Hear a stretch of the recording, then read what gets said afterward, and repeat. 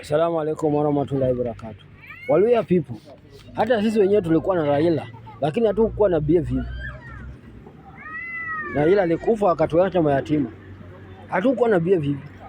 Lakini sasa nyinyi kuna Sifuna, mna BF kama dunia ni yenu.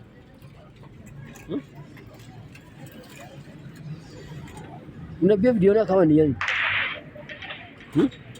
Sisi wenyewe tulikuwa na Raila kwa hizo mwaka zote. Na hatukuwa na BF.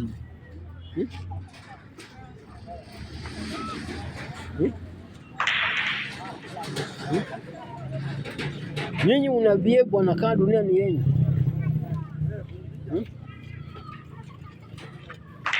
Nyinyi una BF kama umesha kuwa president. Luya people. Una BF vibaya sana bwana. Nikuulize Waluya, wakati nyinyi tuliungana tulikuwa chini ya Raila, tulikuwa tunawatukana wakati wa viongozi wenyu walikuwa wanafanya vituko. Tulikuwa tuna profile nyinyi wakati viongozi wenyu wengine walikuwa wanakataa Raila. Tulikuwa tunawatukana. Na nyinyi sasa kila mtu akifanya makosa, au kila sisi wajelo wengine wakifanya makosa, nyinyi unawatukana, nyinyi unasema hivi, nyinyi unasema hivi. Waluya una BF tabia nyingine bwana, wacha tu bwana. Hata sisi tulikuwa na mzee. Na tulikuwa na BF hivi.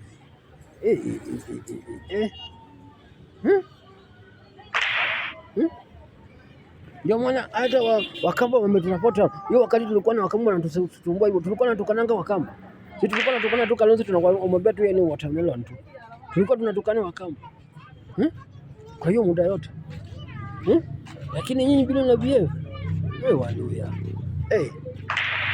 Waluya. Hata sisi pia wenyewe tulikuwa na baba kwa hiyo mwaka zote. Hizo 40 years, au 45 years, au 30 years, au 35 years ambao tulikuwa nyuma yake. Na tulikuwa na marafiki wengi. Hatukuwa natukana wale. Tulikuwa tunatukana viongozi wenyewe. Kama ni Mudavadi tulikuwa natukana Mudavadi.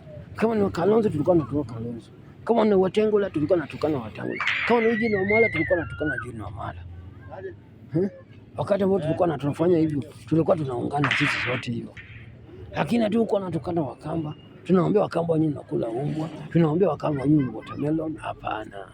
Lakini hizi sasa hii nyinyi bwana, umeweka hii kitu personal, hata imepita personal. Umeweka sasa yenye hata si personal, yenye imepita personal. Yenye hata sijui ni nini bwana. Yenye imepita personal. Yenye sasa ni faith. Yenye umeweka faith. Kwa sababu wanasema hivyo.